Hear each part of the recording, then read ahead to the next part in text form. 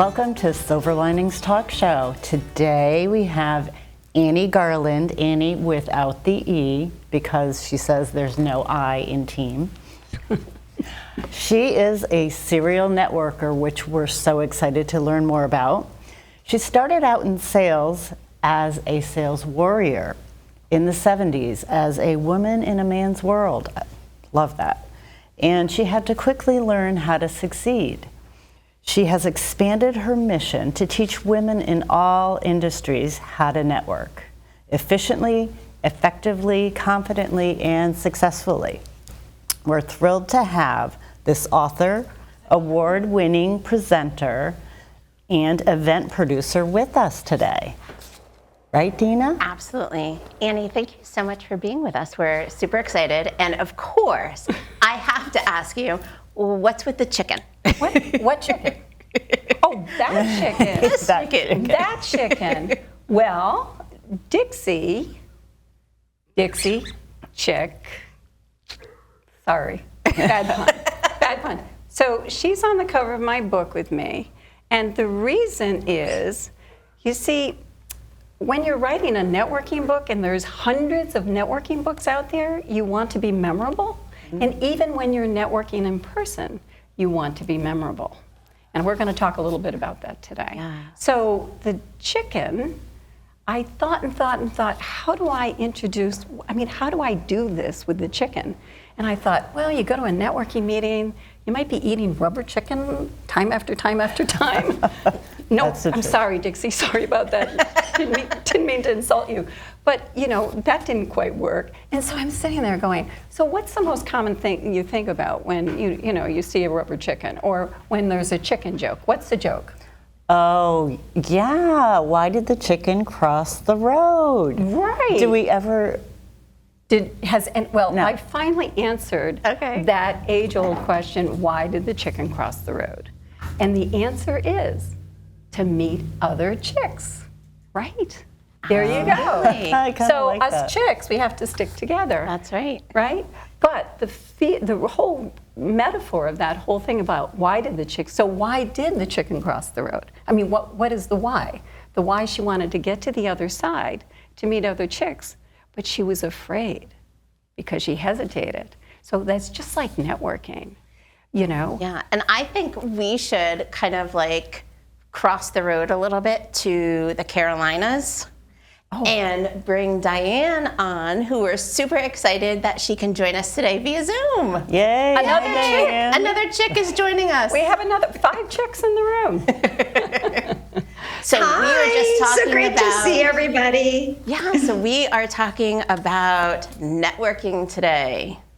And Annie, we would love to start with, certainly, you just talked about what kind of influenced you to bring the chick. Right. Well, and the metaphor is, a lot of people have a fear of networking. And however, the reason why she crossed the road, the fear of not crossing is greater than crossing, right?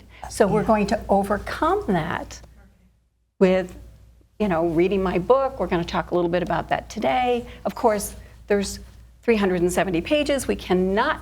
How much time do we have? 4 hours? No. 4 hours, right? No, we definitely want to get to like the juicy bits of overcoming the fear and getting ourselves to the point where we do want to cross that road and meet the chicks and know, what do we say when we get there? Like, what do we say? Like, that's such a hard thing. Or what do we not say? Those are 2 important things. Well, I'll lead off right away with, first of all, my main thing about networking is no one does it alone. So we do need to cross those roads and meet other people. And I know that there's 3 reasons why most people don't like to network. Number 1, they don't know how to approach someone, they don't know what to say when they do, and they don't follow up. And I actually relate that to a simple little key I call my ASK method. That's A-S-K, ask. I make that very clear. It's ask. I like that. So A is approach, S is what you say, and K is the key for following up. And I hope we have enough time today to get into the follow-up part, because Yes. that is really critical. I think we have to make that time because that is super important. Right. And especially for someone who may be an introvert, Right. for someone who may be consider themselves an ambivert, so they have those moments of being very kind of shy and quiet. Well, I think those pieces are super important. and I love working with so I usually, when I'm in an audience with a group of people, I'll say from a scale of 1 to 5, where do you fall? And the ones are the introverts, obviously. And the 5s, they could have written the book. So I ask you, where do you fall? And Diane, I know where you fall. Right? I look back.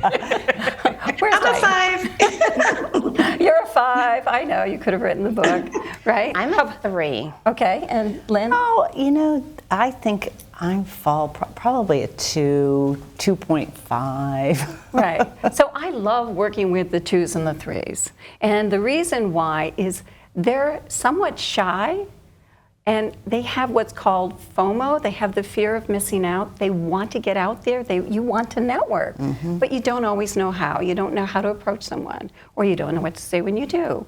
The ones, I say they have JOMO. That's the joy of missing out, because they would rather go for a root canal than to get out and network, right? So there you have it. But they're not going to get anything if they don't. I think that's why I'm not a 1, because I definitely would not want the root canal. Just saying. Well, I think I just had one. But anyway, so yes. So how do you approach someone? And in my book, I call that mining for gold. And for you ladies out there that are listening, it may be called gold digging, but not in the way we may have remembered it from years ago. So it's not finding a man, although I did find mine online. So and that's a whole other series. We're gonna have to do series 1, series 2 on this section. So yeah. So when you're at how many times? Let's go back and let me share a little story. How many times have either one of you or any of you 3, Diane or Lynn or you have gone into a meeting and you didn't know a soul? How did you, Diane? What did you do? Of course, I know you're the Actually, 5. I have a fun story to share. I'll share it right now because it seems to be appropriate. I was reading your book, Annie, and I love your book because I have been moved to a new city where I literally knew one person when I came here, and that's it. And so I had to force myself to get out every day. I mean, I am a 5, but you still have to force yourself to go do it and make it happen. So a funny story, Annie, you're going to crack up. I went and got a massage, and I told the gal about me a little bit, and I went for a second massage. Her name is Valerie. After the second massage, she says to me, I have some people, they're having a party tonight, and you have to meet them. And my first inclination was, I just had a massage and I don't even want to go to a party. It was 3:00 in the afternoon, a Saturday evening party. But I went home, tried to get my husband involved. He was cooking, watching a football game. I actually had some good energy after a massage, which sometimes you don't, but I had some good energy. And I thought, well, I'll go just for a half hour, because just like what you said, Annie, if you don't take advantage of it, sometimes that opportunity doesn't come back. Sometimes it goes and you never get it again. So as I'm reading your book and I'm trying to apply, I was trying to do a chapter a night before I went to bed and then apply it the next day. And so you were saying in that particular chapter to, make sure, there's a fear of crossing the road, but just go do it. So anyway, I go to this party. I'm out in some place. I didn't even know. I saw some balloons on a mailbox. I figured that was the right house. I wasn't even sure. Valerie was going to meet me there. So I go around the back. I couldn't figure out how to get in. I've got a bottle of wine in my hand and I'm knocking on the gate and people come up and they're like, who are you? And I'm like, well, I'm here for a party and I'm meeting Valerie. And they're like, well, come on in. They don't know me and I'm starting to chat. And my 20 minutes, make a long story short, ended up being an 11:30 at night party And they called me the party crasher. I'm memorable now, Annie, so I did do that part well too. But I'm memorable because they just thought it was so funny. Valerie never showed up. I wasn't even sure at certain moments if I was at the right house.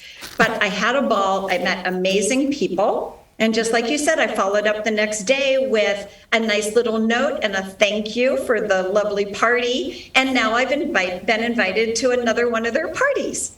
Well, can I share?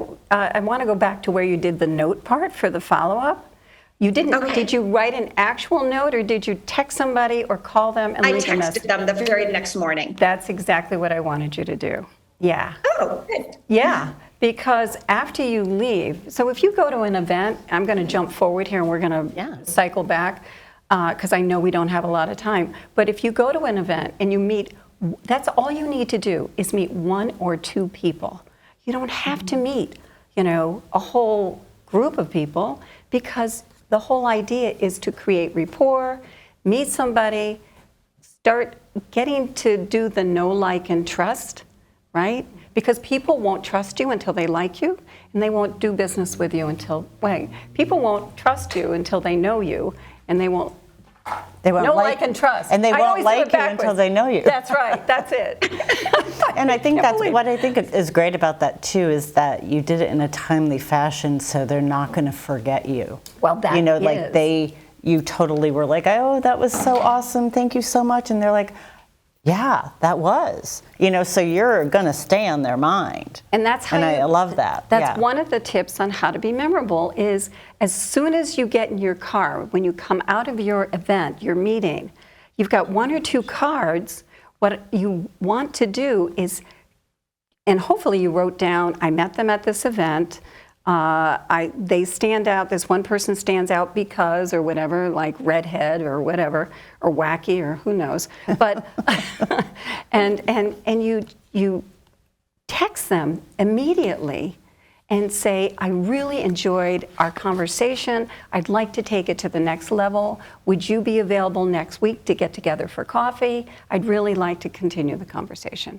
And you can do that either phone, and you can tell how old I am because older people do this, and the younger generation does this. So, so you want to text them or leave that message. And there's another thing, reverse. If you've met somebody that it didn't quite click with, here's a really good thing. I still want you to make that call. And I want you to say, I enjoyed our conversation. While we may not have a lot in common, or I may not have business to exchange with you, I will remember you.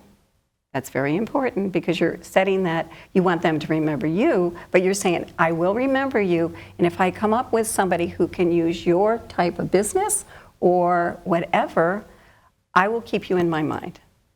What a great way to be memorable. That's a good reversal, because then, they're going, oh, wait a minute.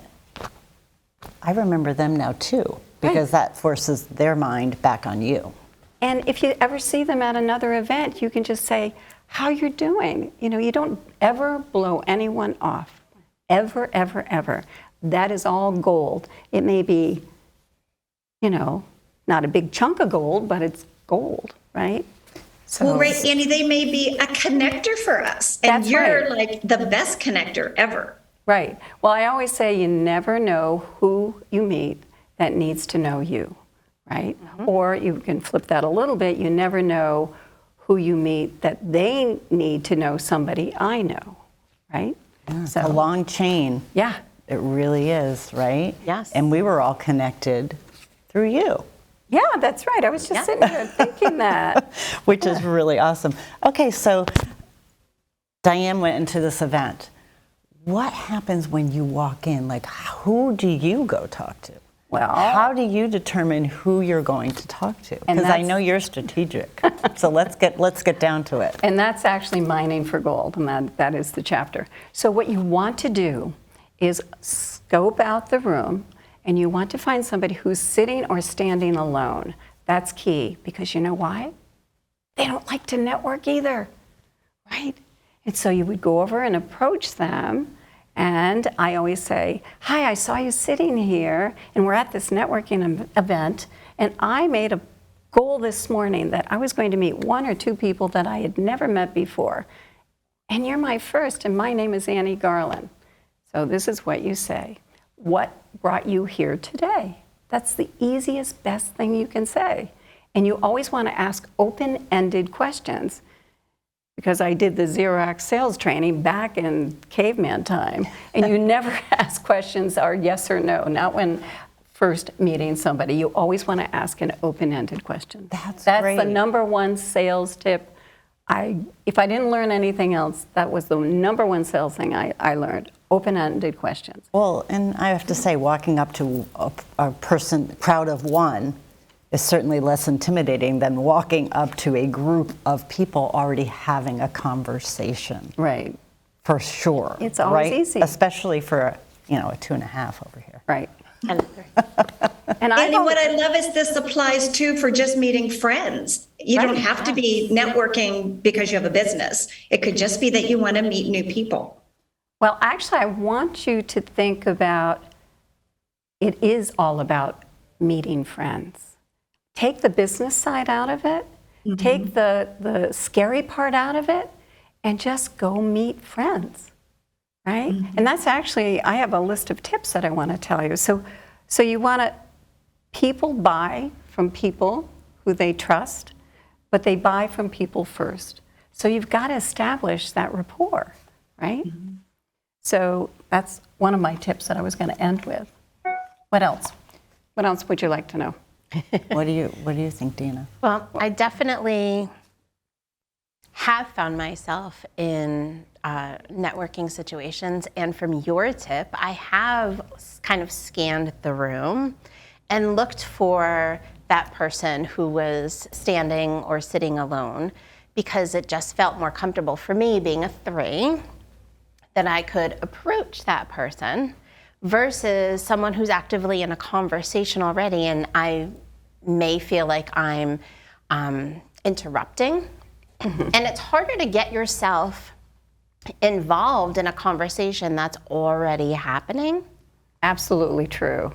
So it's really nice to be able to begin that conversation.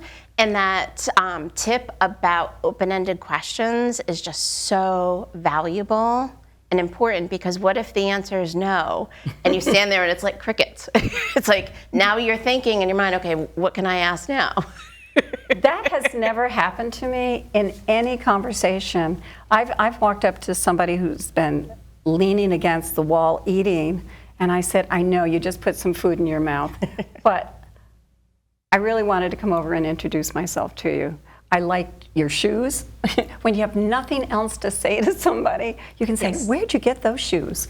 Right? Right, Diane? I was going to say, find an authentic compliment. Yes. There's something about everybody. It might be their smile. It might be something they're wearing. Or it might just be that you just liked how they looked, and you could say that. You're just beautiful. Yeah. Or they like your white glasses. Yeah. Oh, I love that. Yeah. I really think that those are always genuine, because that's you're kind of, especially coming from me, who's on the lower end of this, kind of closer to introvert than anybody here. I do go there. I really do. That's go out of your way. That's my comfort zone, to just dig into a compliment of, looking for something unique, whether it's what someone's wearing or how they look, or even just, oh my gosh, like your name. Right. Or, it's so original. Where did it come from? Now that you mentioned name, there is another tip too. What are the 2 most important words to any person? And I've already gave you the clue. It's their name. Their name. So when you meet someone, you want to say, hi, how are you? And you want to, hi Lynn, how are you doing? My name's Annie Garland, what brings you here? It's so easy, right? Mm-hmm. And I have so many tips in the book on a whole list of, what to say when you don't know what to say. So one of the chapters that I thought was so humorous, and there's humor throughout the book, which I love. Well, you can't have a chicken on the front of the book And not have Have humor in the pages, was how is networking like men's underwear? Oh, yeah, that's my favorite. I actually did sell men's underwear, and you can imagine that was quite an experience. I can't even imagine, but Yeah. let's answer the question. How is networking like men's underwear? Well, you want to find an organization that's the right fit, just like men's underwear. Oh, Right? that's okay. Now it's obvious. Yes, it is And obvious. I do agree, but I also agree that everything we're talking about is so applicable, kind of as Diane was alluding to really our everyday life. Yes, it is. Meeting people. It truly is, you know, how do we get up in the morning? How do we attend to our home chores and whatever? I mean, these tips are so applicable to everyday life. Yeah, it's not about business. It's about interacting with people. Building Because relationships. The first quote in my book is, "No one makes it alone." No one makes it alone. Even introverts can't make it alone. No, so when you're talking about mom groups, PTOs, you're talking about families, you're talking about, so this, truly applies to everything Right. that we're doing on a daily basis, because we are interacting with people, whether we want to or not, on a daily basis, unless we're a hermit living in the woods, which we are not. And think about the times where spouses are going with their partner to a work event, a party, something where they don't know anyone. Like, this is why this information is so valuable, is because it's valuable for everyone, no matter what situation you find yourself in. Exactly. Is here's little tips and things to kind of keep in the forefront of your mind about, okay, so I'm going to scan and look for someone who may also be another spouse that doesn't know anyone. And I'm going to look for who's standing alone or sitting alone. I'm going to use open-ended questions. I got to keep that in the forefront of my mind. I'm going to focus on, even if it's a compliment, and having that be the segue. What about kids too? Kids, not just teenagers, but even younger kids. I think some of these tips are even great for them when they're going to a party where maybe they just know one friend or a couple friends. Right. I mean, it's how to loosen up. Even these little kids, I think if they had these tips, can you imagine how much less stress they would have going into like a little sleepover party where they don't know most of the kids that are going to be there? Mm-hmm. I mean, even in those situations, I think, brilliant tips. Yeah. So let me just cover a couple of things. So I talked about making friends and having no motives with conversation. If you can go into any meeting, even though you might be a salesperson and you may have a product or you may be a coach or whatever it is, just go meet people and have conversations. And once you've met them, get their card or get their information. And actually, here's a really good tip. Get some blank cards and keep them in your purse. And if they say they don't have a card, here is a card from me that's blank. Fill this out. I'll take mine. I'll now have your information. And you take these so you don't have, you're not empty-handed, and you can fill these out for somebody else you might meet. Or just go in your phone. Yep. And what I love is when you meet somebody and say, oh, I really want to get your information. Let's take a picture. Let's make this memorable if it's a real positive interaction. And let's post it, right? Social media. So Social media is great too, and also people sometimes have e-cards. e-cards. Yes, they have e-cards now, and they're also willing to just input their contact information into your phone depending on the event and whatever. So there's so many different things, but I love the social media posting too. Yeah. Because that, especially depending on the networking event you're at, you're definitely going to kind of spread that relationship right there. And I think another thing you had said earlier too that I really liked is that in an event, you may only have a couple of hours. You may not connect with everyone that you want to. Right. So now here's the perfect ability to have a business card and be able then to follow up with someone that you could potentially say to them, oh, I was at the event last night. I did not get the opportunity to meet you.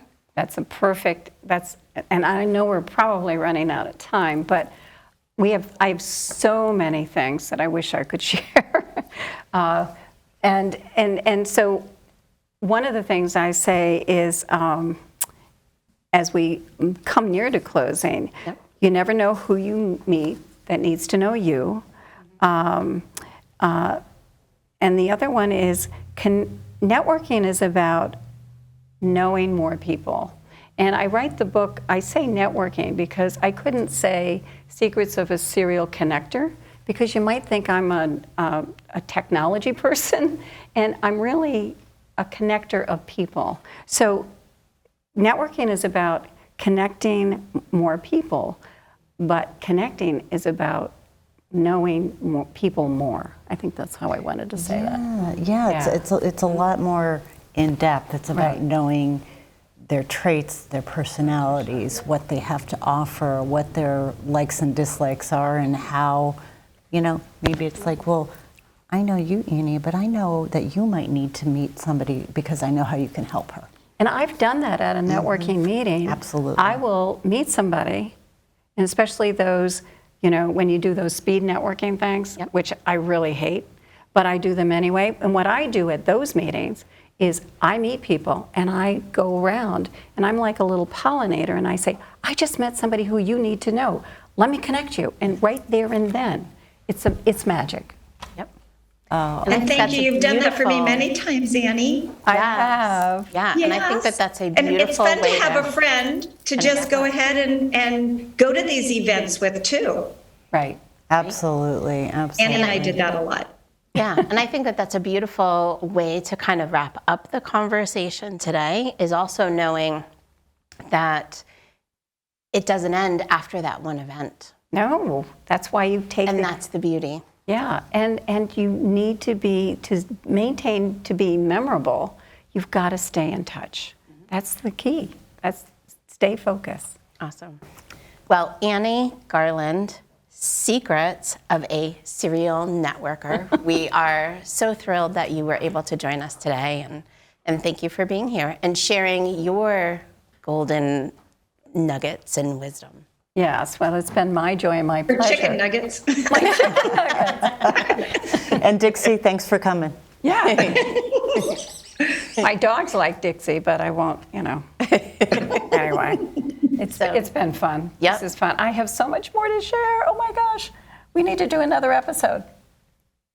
So we'll see you all Get your soon. Yep, we'll see you all soon. And Diane, it was awesome having you via Zoom.